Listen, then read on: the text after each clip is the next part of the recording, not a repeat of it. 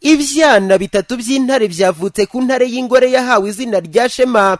Ibi bitumye umubare w'intare u Rwanda rufite ugera ku 10, kuko ubu bwoko bw'inyamaswa zari zarazimiye mu myaka 20 ishize bwagaruwe mu Rwanda muri 2015 muri parike y'Akagera mu burasirazuba bw'u Rwanda. Ni inkuru yakiriwe neza nk'uko Faustin Karasira ukuriye ishami ry'ubukerarugendo mu kigo cy'igihugu cy'iterambere RDB abisobanura.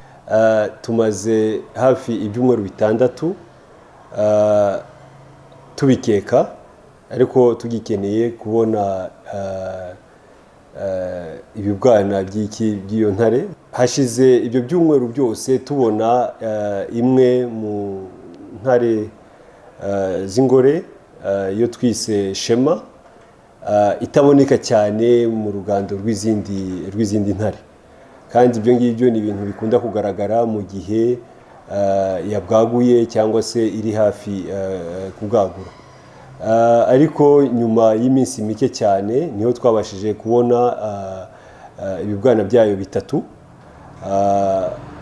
ari naho twakoze iki, twihutiye gukora iki kubimenyesha abanyarwanda bose muri rusange ndetse n'isi, kuko iyi ni inkuru ishimishije cyane. Ubwiyongere bw'izi nyamaswa zizwi ku izina ry'umwami w'ishyamba buvuze byinshi ku Rwanda n'isi muri rusange, nk'uko Karasira akomeza bisobanura. Bivuze byinshi kuko icyambere bivuze ukororoka, kuko kugira intare 7 muri parike ngari nk'Akagera byonyine no kuzibona wasangaga bitoroshye, ariko mu gihe ziri kororoka zikaba noneho zibaye 10, ejo bundi zikazaba zibaye 15, nyuma zikazaba 20-30.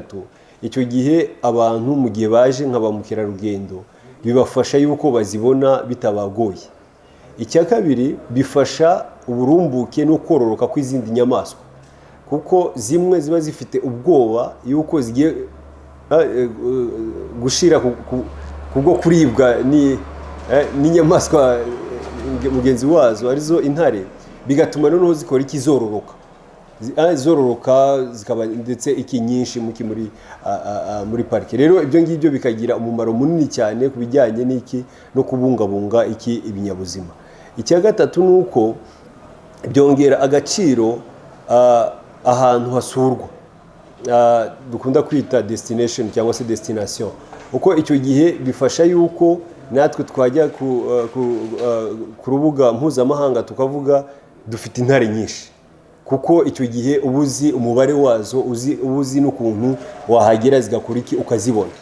Ndetse ibingibi binatanga n'amahirwe yuko u Rwanda mu myaka iri imbere nizikomeza kororoka cyane tuzagira no ku rwego yuko natwe twakororoza abandi. Ubuyobozi bwa parike y'Akagera bwabwiye Flash TV ko ibi byana by'intare bimeze neza kandi birindiwe hafi na nyina. Iyo zikivuka ntiziba zireba mu byumweru bya mbere, kandi ubuzima bwazo buhungabana mu buryo bworoshye. Ibikorwa by'abantu birimo ubuhigi no kuziroga nibyo byabaye nyirabayazana w'izimira ry'intare mu Rwanda mu mateka ya hafi. Nyuma y'imyaka 20 zizimiye, leta y'u Rwanda yagaruye intare zikuye muri Afurika y'Epfo. Hazanywe ingore 5 n'ingabo 2 zahawe amazina y'Eshema, Amahoro, Ntwari, Ngangare, Kazi, Umwari na Garuka. RDB iravuga ko ibyana 3 byavutse nabyo bizahabwa amazina. Umuryango mpuzamahanga wita ku bidukikije n'umutungo kamere IUCN ushyira intare mu bwoko bw'inyamaswa bugeramiwe ku isi. Uyu muryango uvuga ko umubare w'intare wagabanutseho 40% mu myaka 20 ishize.